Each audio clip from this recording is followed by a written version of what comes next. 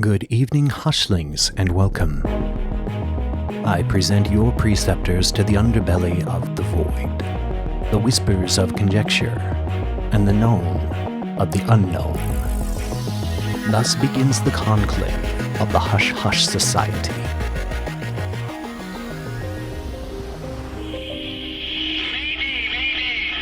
Vast, ominous, mythical. The Bermuda Triangle, also known as the Devil's Triangle, one of the greatest mysteries of our time. Get the life jacket! Popularized in Hollywood. Why isn't it getting any better? It's been getting worse.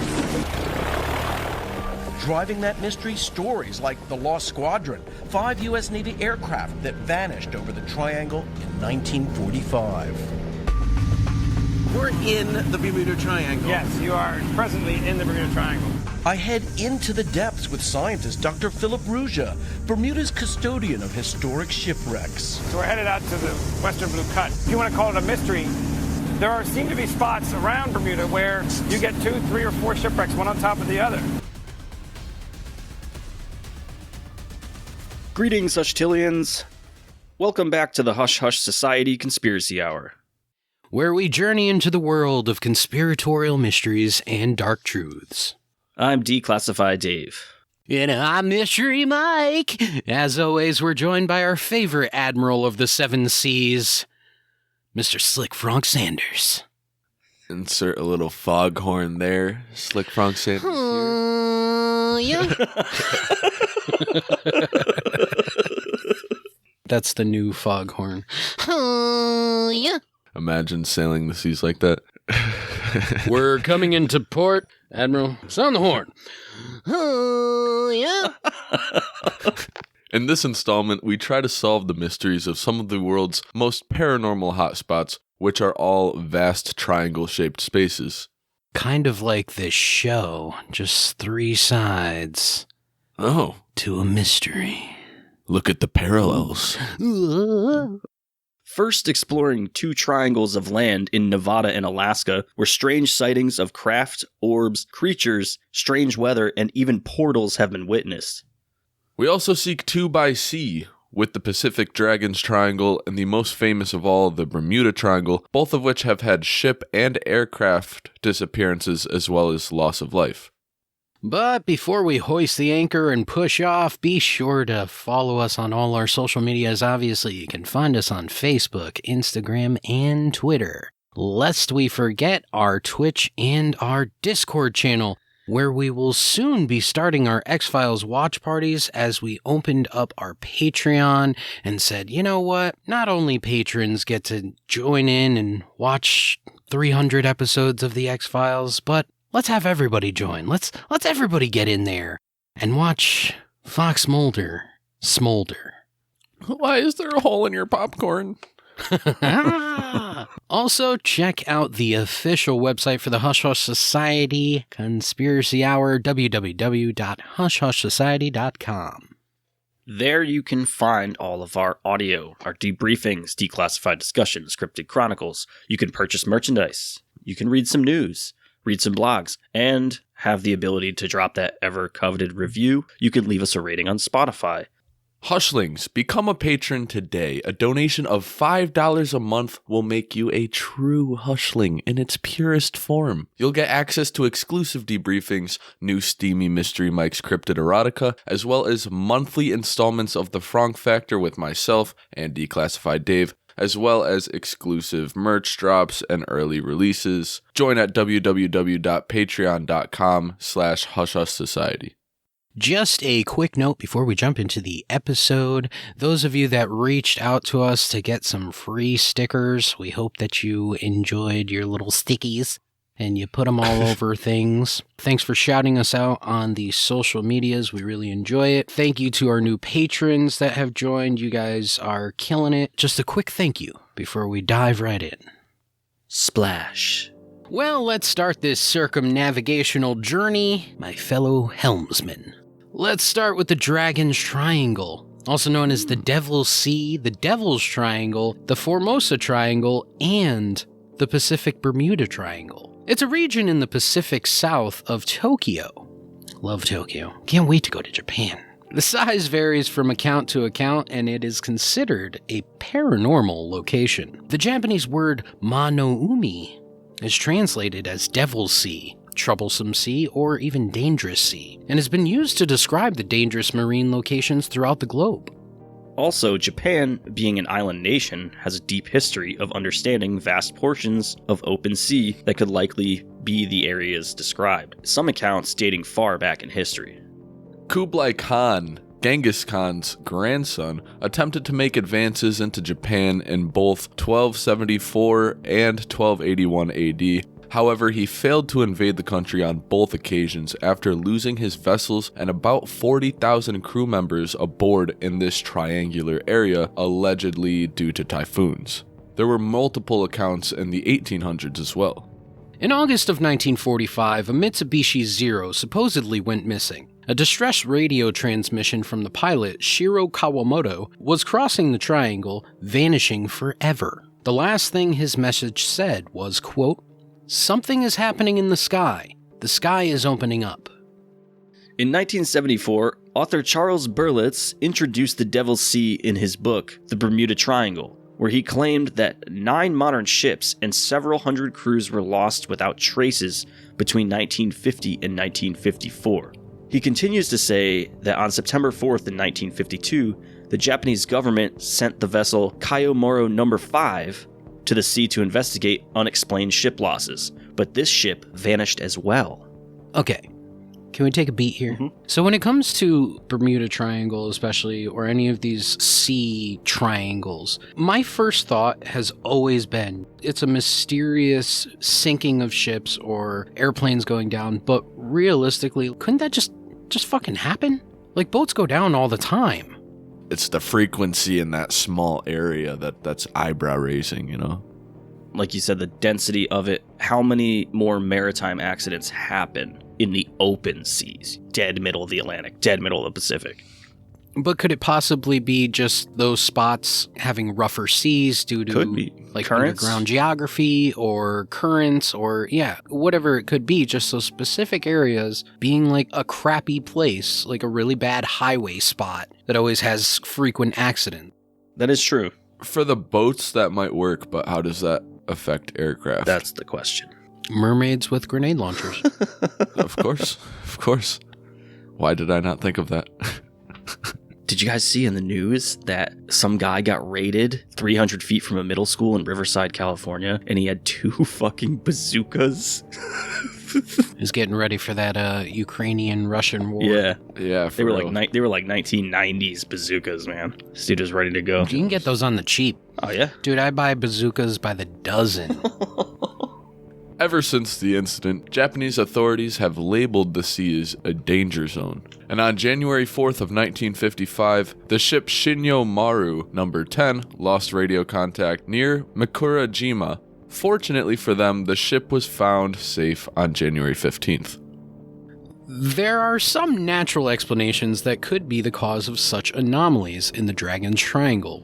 And one of these explanations is the vast field of methane hydrates present in the bottom of the ocean in the Dragon's Triangle area. Methane hydrate gas will essentially explode when it rises above 64 degrees Fahrenheit. The methane hydrate gas breaks off from the bottom and it rises. It forms bubbles on the way to the surface. Just like a fart. Yep, exactly. Like a fart in a tub. Earth fart. And then, obviously, when the bubbles hit the surface, it erupts. The amount of bubbles surely can interrupt buoyancy and can easily sink a vessel, leaving no trace of debris. But really? Like a massive ship? What about a massive ship? Like a container I ship. think not. Yeah, no. Well, think about it. How big are these? What about the Titanic? Yeah. Oh, didn't we talk about methane hydrate in the Titanic? Did we talk about bubbles? I mean, it obviously sunk because it got ripped the fuck open. But Yeah, Jesus. whatever it was got ripped open. It was definitely the Germans. The Germans, yeah. You'd have to have a lot of bubbles to sink a container ship all at once. Or just a few really large. Just massive. It'd have to be like a rolling boil. And it'd have to be a lot. Essentially, I'm sure if the eruption is large enough, it could probably take down definitely like a sailboat. Maybe Neptune is making pasta. What? You're so creative today. Yeah. The boiling water, Neptune, making pasta. Wow. Right over my head, man. Or they're just mermaid farts. Why does it have to be earth methane? Why can't it be like mermaid methane? It's a city of mermaids. They have their own methane issue under the sea with their cows. Instead of cow farms, they have manatee farms, and it's just their farts are the same problem. We have to stop relying on seahorses. The methane gas is building up. It's killing us. Release the bubbles. Release the bubbles. Every time they release the bubbles, this giant ship bonk hits the ground. And they're like, what the hell? It's raining ships again. Treasure from the gods. Yeah. They're pleased. This ship was filled with iPhones. It's all coming from Japan. That's where all the PS5s are going. I was going to say all the PS5s in the world are at the bottom of the ocean. Another explanation for this phenomenon could be the undersea volcanoes, which appear in SpongeBob quite frequently, that are very common in this area. It's quite characteristic for small islands in the Dragon's Triangle to frequently disappear and new islands appear due to it being on the Ring of Fire. Not the Johnny Cash song, but geography. The Ring of Fire is huge, but is it real? What do you mean, is it real? If we're flat, is it real? Yeah. Because the ocean still exists. It's the hot diarrhea of the large turtle that's carrying us around. Just that fucking massive tortoise. Shouldn't have had that Taco Bell last night. Look, new islands are forming. Oh my goodness. We're just parasites on a giant turtle. Yeah, that's all we are. I mean, we're parasites either way. Ultimately, these explanations were the cause of the disappearances of those 9 vessels that Berlitz mentioned, 8 of which were small fishing vessels with no radios. So what do they use in echolocation? See, I could see the small boats catching some sort of, like we said, some sort of methane bubble or rough tides. That's easily explainable. Yeah, large swells could definitely take a small fishing boat. But those massive ships that are made for that weather, especially when you're talking about container ships like we were mentioning. Yeah. Container ships, how often do those go down? We get into one of them that was pretty recent later on in the episode. 2018, I believe. I know that container ships can get caught in canals. Stop supply chains.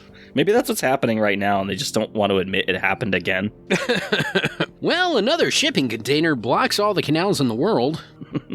Looking at a map, the Dragon's Triangle is in kind of more or less the Philippine Sea area of the island of Japan. So it's really southern, but if you look at a satellite image of under the water on Google Earth, the entire triangle, you can see it as ridges and definitely tectonic areas. So are we seeing maybe tidal wave type movement, tsunami type movement in the middle of the ocean? Kind of like what happened, was it Sri Lanka? The one in Christmas that happened in 2004, I think. The explanation for that was a major earthquake underwater that caused that. Could there be rogue waves that are catching these giant container ships? Unfathomable sized waves? Look at what happened with Fukushima. That was an underwater earthquake. When a wave swell really builds up, if you think closer to the shore, yeah. When a wave really starts to build up, the water is pulled away from the shore. So the water recedes before it builds up the crest of the wave. If something similar is happening in the middle of the ocean, let's say that there is a big swell that's happening in the middle of the ocean, and you do have this kind of pulling away to build that crest. Is it possible that maybe these boats are also being pulled into this crest as it's pulling away and maybe going nose first into the water and then eventually being just sucked up by this huge wave? I see exactly what you're saying. If you take a container-sized ship and it's going in rough seas, when you're watching waves breaking on the shoreline, it's different when you're talking about 40-foot swells. The seas are moving up and down, ebb and flow at 40 feet in both directions. If it's a large enough wave, 100-foot swell or something like that, that's really rough and indirect and it's all over the place and nose in, boom. And you've seen those videos of ships. Oh, yeah, those are horrific. And you see the front end of them, they dip down. Before, obviously, they crash through that wave and come back up. But with a large enough deficit beneath them... Well, let's move on to a triangle that's over land. Different circumstances. Let's talk about the Nevada Triangle. It's located in the region of the Sierra Nevada mountains in Nevada and California, and in this remotely populated area, more than 25,000 square miles of desert. Damn. So it's fluid, just in a different way. Sand and dirt. Over the last 60 years, over 2,000 planes have been lost, and many crash sites have never been discovered. Not only do planes go missing, but people vanish too. People I could understand. Yeah. It's a big area, rugged landscape. For some odd reason, let's say you're lost out in the middle of that desert. You don't have water, you don't have food, water especially. 3 days, you're dead without water. Even worse when it's in freezing temperatures. That triangle extends from Las Vegas, Nevada to the southeast of Fresno, California in the west, and ends in Reno, Nevada at the top. The mysterious Area 51 is located within this rugged landscape. Oh, Area 51 is in the triangle? Huh. And there's the big bombing ranges for those fake nukes that they were setting off. Shout out J-Rod. Has there ever been a Janet Airlines crash? Oh, that's a good question. Would they say if there was? No, No. definitely not. So maybe there has been. If that had happened, those people never existed. Nope. Their families would get a $1,000 coupon to the local Stop and Shop. To Costco. Here's a lifetime Costco membership. $1,500 in Sony rebates. What? And a 1994 Pinto for your youngest son. We appreciate your husband's service. Sorry for your loss. Don't talk about this or we'll kill you. Now sign this NDA. On December 5th of 1943, a B-24 bomber piloted by 2nd Lieutenant Willis Turvey and co-piloted by 2nd Lieutenant Robert M. Hester took off from Fresno, California on a routine night training mission destined for Bakersfield, California, and then to Tucson to return. It went down in the Sierra Nevada mountains. The next day, 9 B-24 bombers were dispatched to search for the missing plane. However, instead of being discovered, yet another bomber went missing. Oh shit. That sucks, right? They're like, damn it, we gotta give out more coupons. Shit. These Costco memberships are not cheap. Yeah, these things are fucking adding up. Of the downed aircraft, Captain William Dard experienced high wind turbulence and began to lose hydraulic pressure. 2 crew members from this crash survived, but his airplane and the remaining crew were not seen until Huntington Lake Reservoir was drained for dam repairs in 1955. Wow. So 12 years it was underwater, but 2 people survived. 2 crew members survived, but the captain and the rest of them died and ended up in the water.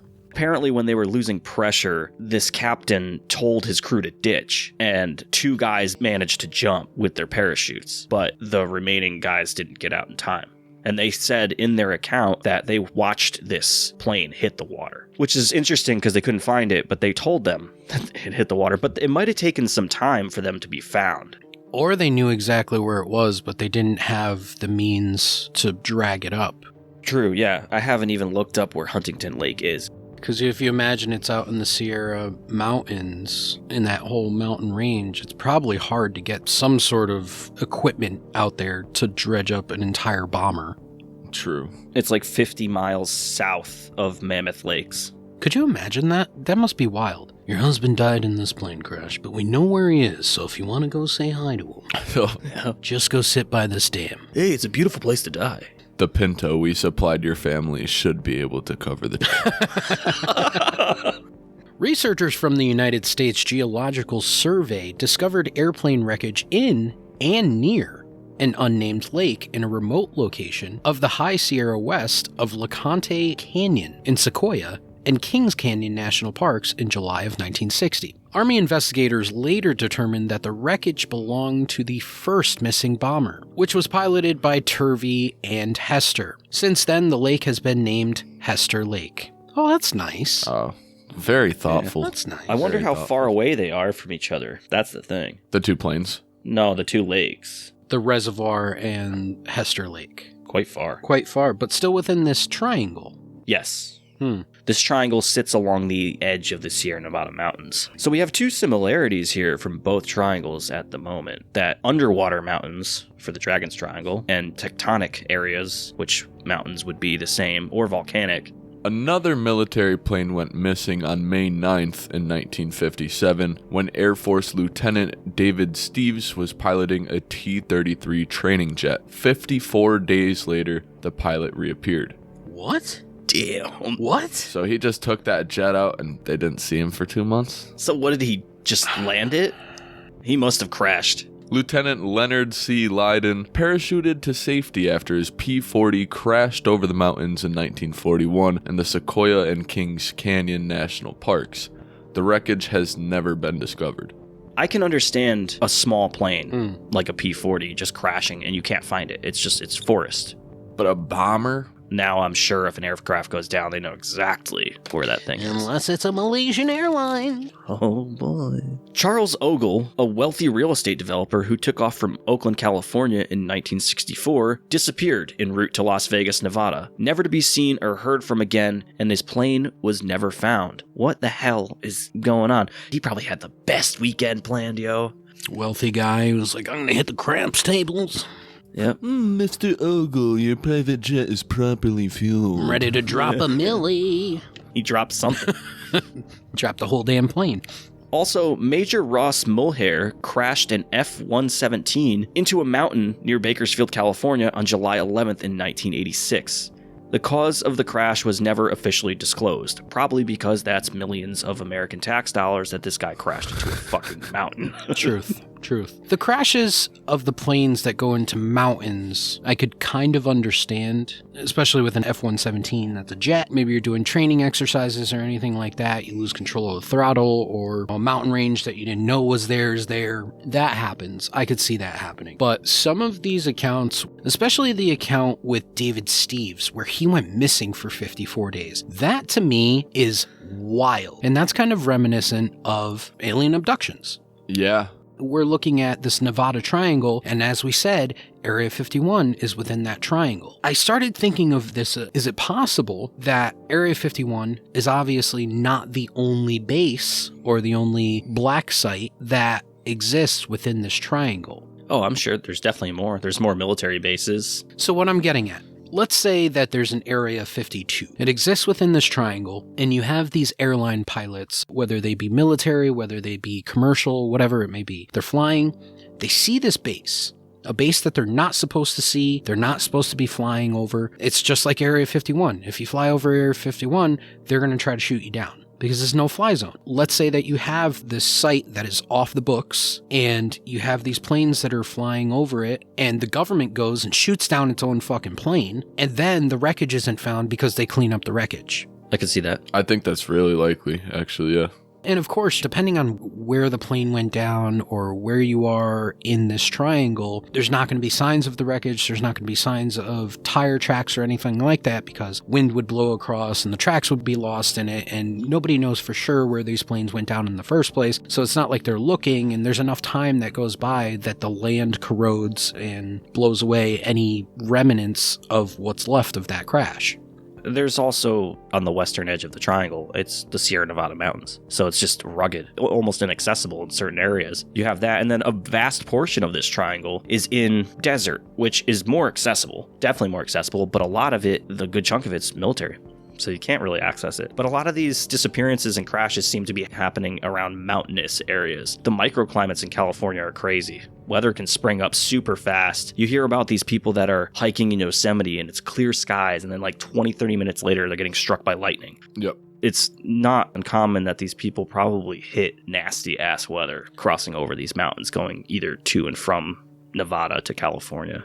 And before we move on, I'm not sure if you guys are familiar with Shasta Mountain in California. Yeah, the volcano. Yeah, so it's kind of this weird geological spot. It's said that it has a portal. Thinking along those lines, is it possible that maybe within the Sierra Nevada mountain range, there's maybe some geological portal there? Maybe an electromagnetic field that's throwing stuff off, something that exists that the Earth itself is pulsing out that's causing these issues. I think magnetic anomalies could definitely have something to do with. It could, but it makes me wonder at what frequency, right? So over the past 60 years, if we were to blame all of that on electromagnetic disruption, so to speak, from this portal, where is that line? Would you think 2000 is like a right number for that sort of thing, or would it be more? Would it be less? I think it would all really depend. You'd really have to look into also altitude, because there's commercial airliners that fly over the Sierra Nevada all the time. Yeah. Probably hundreds of times a day. How high up does that effect go? You would think if it's magnetics, it would go all the way through the atmosphere. All the way through. It might not. Maybe, yeah, maybe not. It depends on where the source is. Also, you're talking about a huge difference of altitude in itself, because commercial airliners are probably up around between 35 and 50, depending on how they're flying. And then a lot of these jets and these military planes, they're flying a lot lower because they're doing training exercises or whatever it may be. Sick-ass barrel rolls. They're more apt to be affected by these things than commercial airliners. Otherwise, that number would probably be a lot, way higher. A lot higher. Then it'd be a no-fly zone anywhere. We can't figure this out. Nobody's going over here, yeah. Anyways, I mean, it's a conspiracy show. It's all aliens anyways. Could be. Well, let's move out of the desert and go into the cold, frigid waters of the Alaska Triangle. Alaska is bound by 33,000 miles of coastline. I would love to go to Alaska. Me too. For sure. It contains more than 3 million lakes and untamed wildlife. This massive triangle borders begin at Barrow in the far north, Anchorage in the south, and extend to Juneau in the southeast. Then back up to Barrow again, and includes vast areas of largely unexplored wilderness of sprawling forests, icy mountain peaks, glaciers, and desolate tundras. Have you ever watched Ice Road Truckers? Oh my god. All the time. It's the only show I watch. Yeah. Ice Road Truckers and Swamp People. That's it. Just real quick, I think it's really interesting that Anchorage happens to be in this triangle or on its borders, right? Because I'm sure you guys are aware there's tons and tons and tons of UFO sightings over Anchorage, Alaska. Yep. Anchorage is a hotspot. With that being said, Alaska is clearly not the safest place in the world. Every year, between 500 to 2,000 people go missing in Alaska, and out of the hundreds of search and rescue missions conducted every year, there is rarely any trace of bodies, dead or alive. Well, yeah, they got eaten. For sure. Bears. By Eskimos? Fucking bears. Bears. Wolves? Bears? Oh, wolves, man. I would love to be eaten alive by wolves. What? Why do you say this shit? Say what? That you'd love to be eaten alive by wolves? Is that what you're talking about, Frog? I Yeah. don't know. It'd be interesting. Be painful. This is such an interesting experience. What a way to go, right? You want to go in your sleep when you're fucking 90, or you want to be eaten by wolves? Mike's just sitting there casually. Yeah, take my calf. You can have it. He's just like, just ripping his Taking pictures on my phone and fucking emailing them to my son. Selfies and you're fucking... Facebook Live! As it's disemboweling you, you're just in absolute awe, so you go to try to pet it and it just tears your whole arm off. I've never felt the sensation of my belly being so cold. Guys, if you've never been to Alaska, now's the time to go. This is a great experience. 10 out of 10. Would recommend. Would recommend being eaten alive by wolves. Yeah. This triangle is thought to contain mysterious creatures and cryptids hidden in the Alaskan bush. The phenomenon may either be sightings of UFOs, Bigfoot, or as far as a plane being swallowed up into a vortex. Have you heard about that one? A guy just opens up and he sees the swirling clouds and he's like, oh god, and he goes right into it. Dude, vortexes are crazy. That's what I think happened to that other guy in the Nevada Triangle. How do you be gone for 54 days? I'm still thinking about that. Didn't they ask him questions? Hey, bro, where the fuck have you been with this jet? Where were you? Yeah. Where's the jet? Where's the jet? What would be even more amazing is if, even if he didn't get abducted or get sucked into a vortex, right? If he actually crash landed and survived out there for 54 days. Do you know how harsh that environment is? That's got to be the narrative. It didn't say whether he crashed or not, right? Said he disappeared. It just said he disappeared. Yeah, but I doubt he came back with the plane. Did he come back 54 days later and just land on the landing strip and be like, hey guys, I'm back? It says he reappeared. Yeah. Yeah, see? It doesn't say whether or not he reappeared with the jet or not. There's also the Japanese pilot we spoke of earlier in the episode. He said something before his radio cut off as I see something in the sky opening up. Interesting shit, man. The Alaskan Triangle first received widespread attention when U.S. House Majority Leader Hale Boggs' airplane vanished somewhere between Anchorage and Juneau in 1972. This disappearance triggered one of the country's largest ever search and rescue operations, involving 40 military aircraft, 50 civilian planes, and 39 days of searching in an area of 32,000 square miles. Yet the search yielded not a shred of results. No wreckage, no debris, no human remains, nothing. But what it did yield is a job opening in the house. What a productive search. Hushlings, we will return after these brief messages.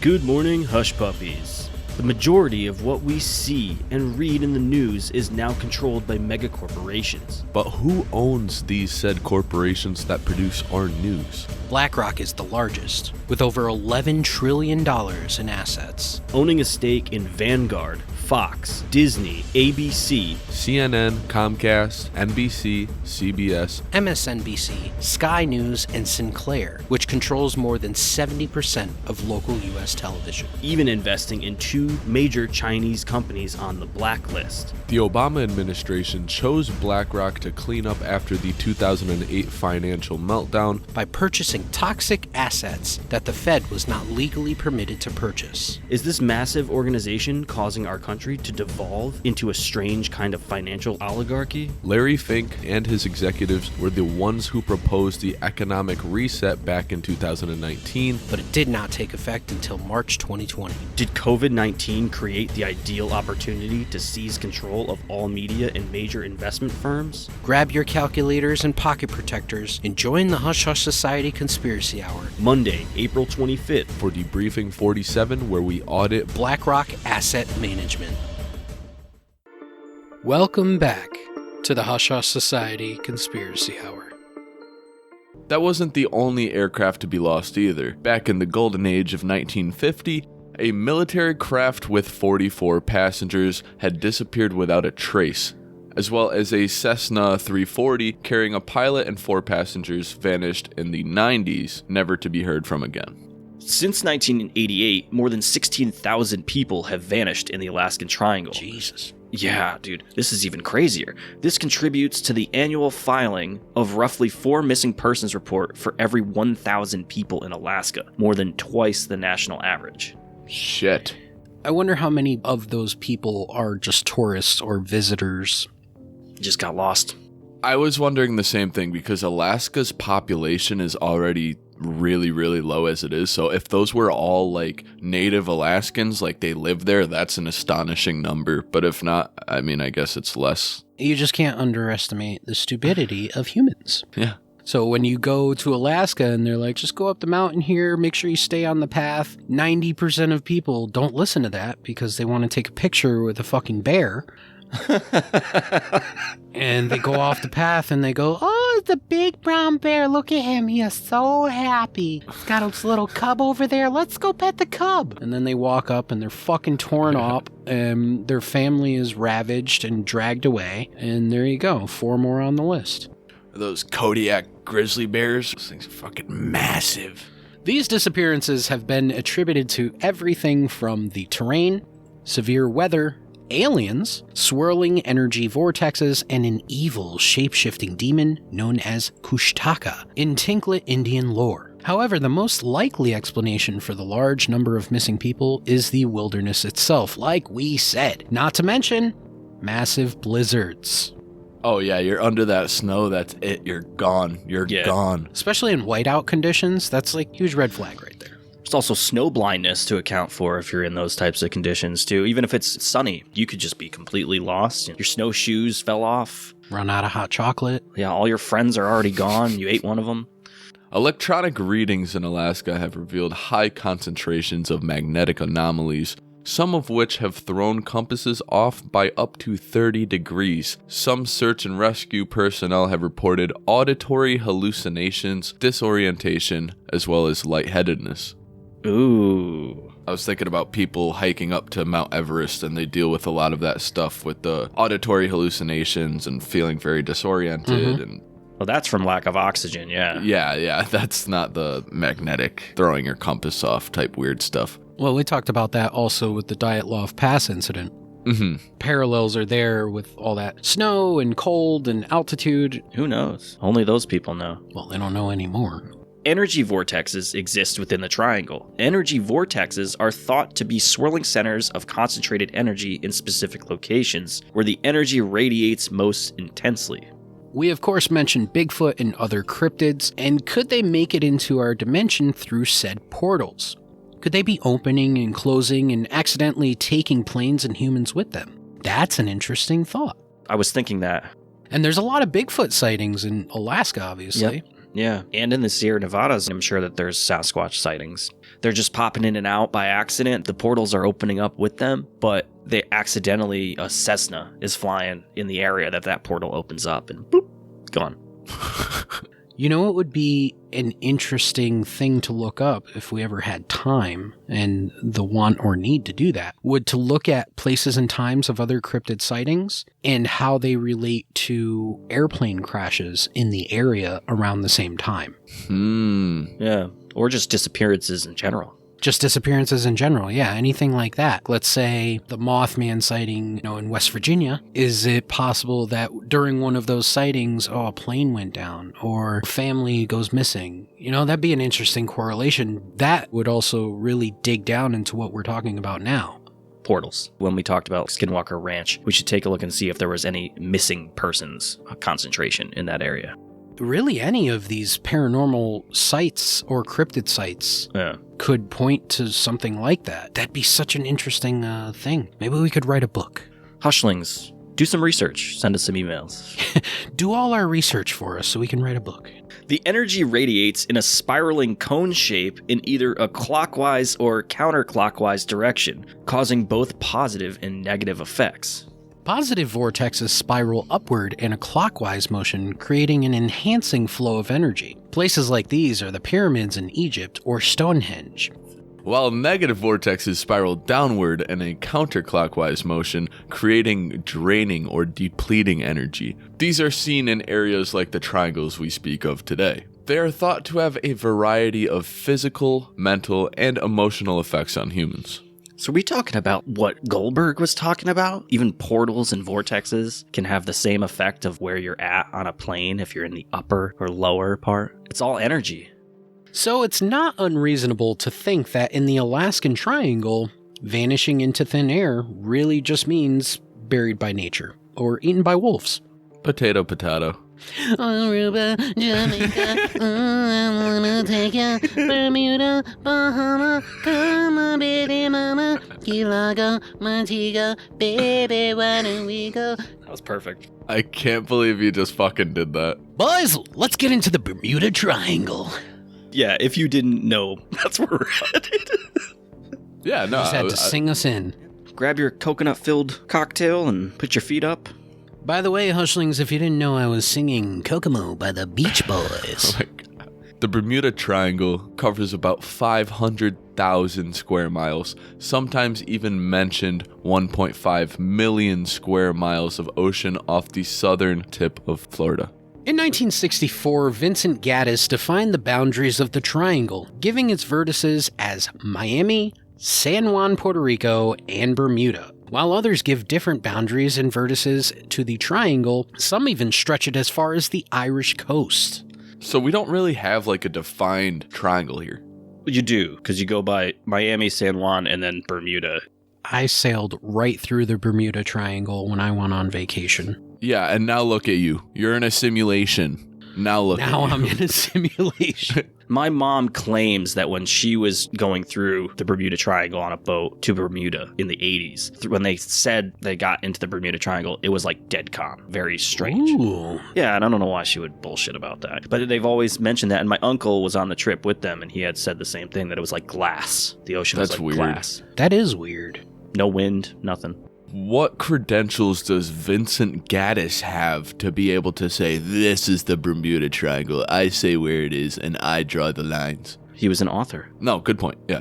He invented the phrase of Bermuda Triangle. When that bastard Christopher Columbus sailed through the area on his first voyage to the New World, he reported that a great flame of fire crashed into the sea one night, and that a strange light appeared in the distance a few weeks later. He also wrote about erratic compass readings, and since then, there have been many shipwrecks and aviation disappearances. That's an interesting account with the Great Flame. Well, UFO sighting, I would imagine, right? Yeah. You know what else is an interesting account? Christopher Columbus claiming that he fucking found America. Piece of shit, rapist, pillaging. Can we really take this guy's word? Think about it. At least 2 incidents involving U.S. military aircraft occurred in the region. The USS Cyclops departing from Rio de Janeiro on February 16th to Baltimore, Maryland, vanished inside the Bermuda Triangle somewhere between Barbados and the Chesapeake Bay. On the 10th of March, the day after, Cyclops was rumored to have been sighted. A violent storm swept through the Virginia Capes area. Some theorize that the combination of the overloaded condition, engine trouble, and the bad weather may have conspired to sink the Cyclops. They conspired it all together. That weather and engine, they all got together and they were like, you know what, we're gonna sink this fucker. Yeah. Interesting fact, before this happened, 2 of Cyclops' sister ships, Proteus and Nereus, vanished at sea during World War II, and both ships were transporting heavy loads of metallic ore rocks. Now, metallic ore, magnetic. Yep. Not all metallic ore is magnetic, though. There was no explanation given for its disappearance, and no wreckage was ever discovered. The most famous of all these cases was the squadron of 5 Navy bombers carrying 14 men, which took off from Fort Lauderdale, Florida, in December 1945, to practice bombing runs over nearby shoals. It was led by American Lieutenant Charles C. Taylor and vanished in the airspace above the Bermuda Triangle. This is commonly known as Flight 19. Following the incident, a 500-page Navy Board of Investigation report published a few months later made several observations. Lieutenant Taylor, the flight leader, had mistakenly believed that the small islands he passed over were the Florida Keys, that he was flying over the Gulf of Mexico, and that heading northeast would take them to Florida. They were back and forth, going back on transmissions, just completely lost. It's very, very strange. They did find these planes. I think they did locate these planes under the water, probably within the last 20 years or so, something like that. Taylor seemed to have flown over the Bahamas as planned, but unfortunately, he led his flight to the northeast over the Atlantic and not over the Keys, like he thought. Mistaken islands. According to the report, some subordinate officers were likely aware of their approximate location. There is evidence by radio transmissions indicating that flying west would result in reaching the mainland. So they told them to go west. That's like I said, this one goes back and forth. You can actually listen to the radio transmissions of them talking to their flight controllers and then the pilots. And they definitely started to get pretty panicked because they had no idea where they were. It was suggested that Taylor was not at fault because the compasses had stopped working, and on the same day, a rescue plane and its 13-man crew vanished. The official Navy report declared that it was as if they had flown to Mars. After a massive weeks-long search yielded no evidence and no wreckage was discovered. Nonetheless, there are theories. Some blame magnetic anomalies, as we've talked about prior in some of the other triangles. The Bermuda Triangle is one of the places on Earth where compasses point toward the true north, instead of pointing to the magnetic north, which suggests that this phenomenon is why some captains and pilots report about compasses not working properly and going in the wrong direction. There are also water spouts, water tornadoes, reefs, storms like thunderstorms and hurricanes, huge eruptions of methane gas from the ocean floor, like we discussed earlier, or vortexes, also like we discussed earlier, which could be known as portals or wormholes. Some blame the UFOs, but there is one that's not well known, and it's more of a weather anomaly, and it's air bombs, baby. Atmospheric farts, big ones. According to the Science Channel's What on Earth, hexagonal-shaped clouds seen on satellite imagery are being covered by the oddly shaped clouds, which range in size from 20 to 55 miles across. Hexagonal-shaped clouds? Yeah. Yes. Are we sure we're not talking about UFOs shaped like clouds? Oh, giant motherships, cloaked motherships. These people can make the clouds whatever shape or size they want, man. It's true, the government shapes clouds all the time. You think you're seeing a horse out there? That's not a horse. It's the government. It's the government. Government's telling you what your creative mind is seeing. That's not a horse. That's the government. Catch us on our next debriefing when we talk about the government shaping clouds to program your creativity. I feel like drawing a bunny rabbit today because I saw it in the sky. The elites are putting ideas into your children's head. They're implanting these thoughts into your kids' heads disguised as horse-shaped clouds. You're taking your daughter up the hill. You guys are going to lay there, look at the clouds, say, hey, what's that cloud look like? All of a sudden, you're looking at gay frogs. Now your kid hates America. God damn it, Disney. These types of hexagonal shapes over the ocean are essentially air bombs. Arizona State University's Dr. Randy Cerveni told Science Channel, quote, they are formed by what is known as microbursts. They're blasts of air that come down from the cloud's bottoms and hit the ocean, causing waves that can sometimes be massive in size once they start interacting with each other. That was a spicy science quote. I don't know what just happened. Cloud there. bottoms. Come on, baby, show me your cloud bottom. These air bombs generate winds up to 170 miles per hour, which is more than enough to knock an airplane right out of the sky or create waves large enough to capsize a whole ship. Have you guys ever been in a microburst? How would you know if you were? Okay, so I definitely was in a microburst once in Connecticut. It's essentially a funnel of air that comes down, but there's no actual formed funnel like a tornado. I was outside one day, definitely a thunderstorm coming, but all of a sudden, for like 4 minutes, it was hurricane force winds and hail. It went from no wind to like 80 mile an hour. And I remember washing my car. So it definitely felt like that was probably a microburst because it felt like a tornado, but there was no tornado. Massive storm going on and Dave is outside wiping down his car. You know, I get stuck in really shitty storms, so it happens, you know. The U.S. Coast Guard says, quote, in a review of many aircraft and vessel losses in the area over the years, there has been nothing discovered that would indicate that casualties were the result of anything other than physical causes. No extraordinary factors have ever been identified. So it's definitely fucking aliens because they lie all the fucking time to cover their asses. Could be. But before we enter the last part of our journey, here are some major losses within the Bermuda Triangle, though the exact number is unknown. At least 50 ships and 20 airplanes have disappeared. Some examples of lost sea vessels. On October 11th, 1492, Christopher Columbus and the crew of the Santa Maria reported seeing unknown lights one day before the landing at Guanahani. In September of 1800, the Newburyport-born USS Pickering was on course from Guadalupe to Delaware and was lost with 90 people on board. Ah yes, the USS Pickering, such a shame. Last seen on October 9th in 1814 in Rio de Janeiro, the USS Wasp was lost in the Caribbean with 140 people on board. The USS Wildcat was on course from Cuba to Tompkins Island. She sank and all of her 31 crew were drowned. In 2015, in July, two 14-year-old boys, Austin Stefanos and Perry Cohen, went on a fishing trip in their 19-foot boat. Despite the 15,000 square nautical mile wide search by the Coast Guard, the pair's boat was found a year later off the coast of Bermuda, yet the boys were never seen again. Ghost boat. First of all, let's take a moment here. Why were two 14-year-old boys on a 19-foot boat by themselves in the middle of the fucking ocean? And if it was like in the 40s, sure, whatever, nobody cared. But it's like 2015. That's not that long ago.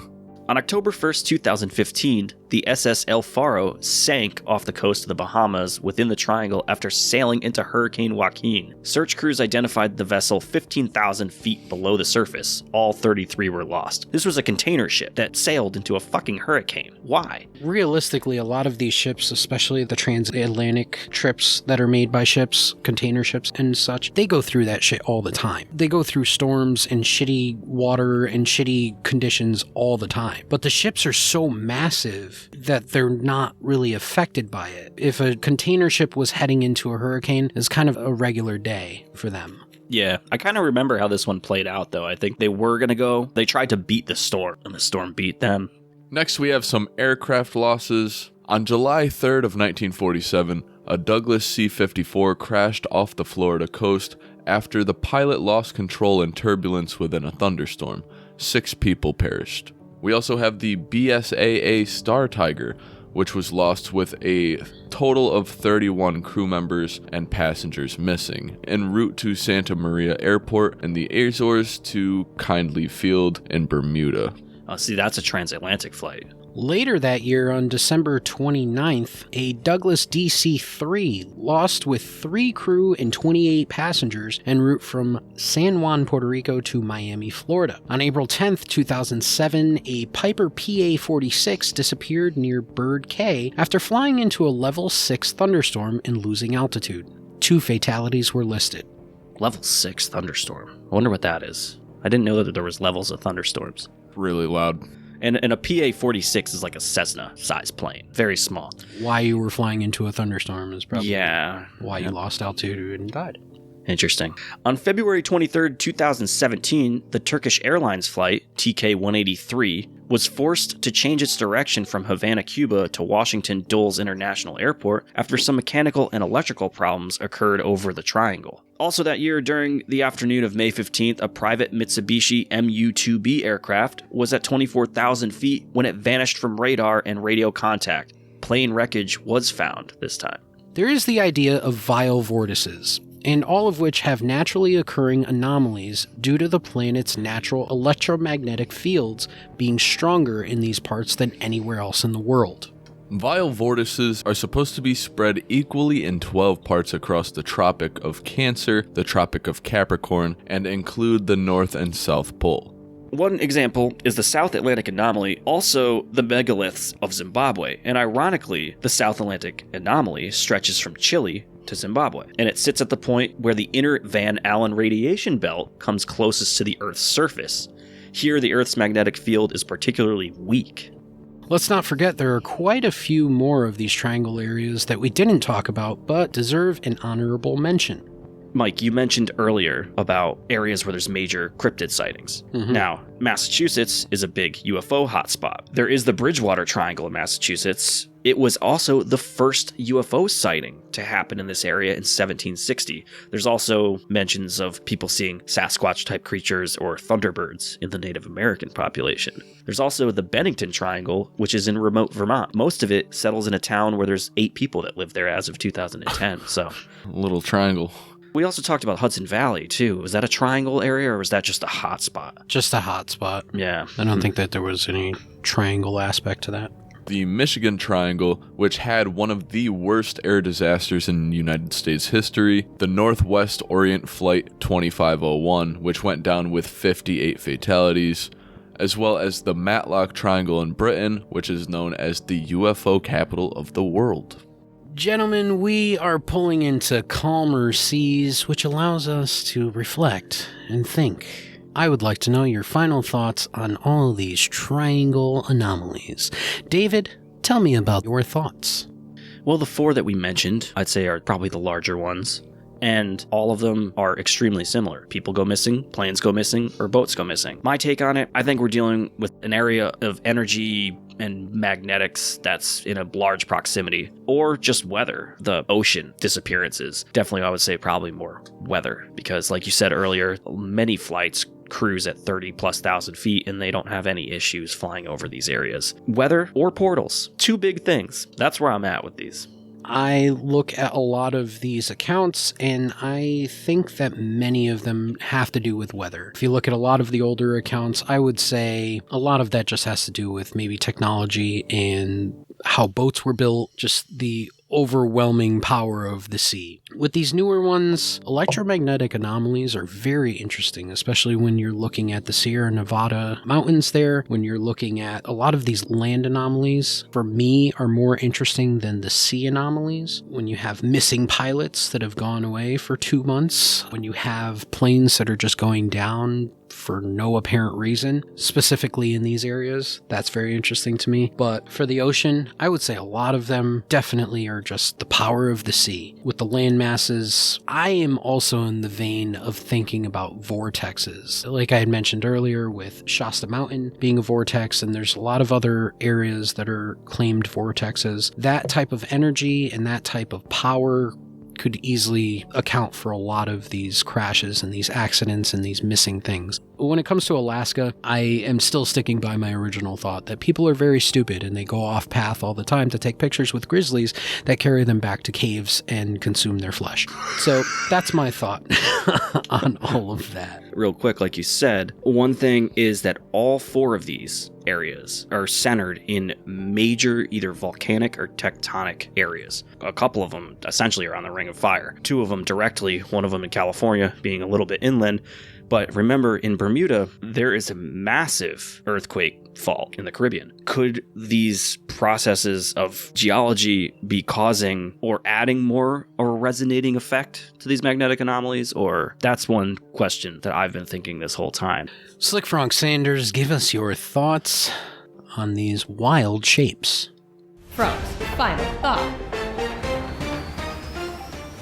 Obtuse cute, isosceles. I totally agree with you that I'm a little bit more interested in the land triangles. I feel like they're a little bit harder to write off as just weather. When I was much younger, I was like obsessed with the Bermuda Triangle. I thought it was like the coolest, weirdest thing in the world. A lot of these explanations for me, particularly for the sea triangles, don't really do it except for the microbursts. The microbursts are the only one that I'm picking up on that's like a natural cause that has the capability to take out not only boats but planes as well, because that's kind of the oddball. It's like, all right, well, if the ocean's taking out the boats, what's doing it for the planes? So I like the microburst idea if we're gonna go with a natural cause. With the Nevada Triangle, I just don't know. You could write that off as pilots just smacking into mountains and running out of fuel, but I don't know. I'm a little bit more confused on the land triangles. They're a little bit harder for me. I'm just gonna leave it a little bit open. I'm gonna say when you acknowledge that you know nothing,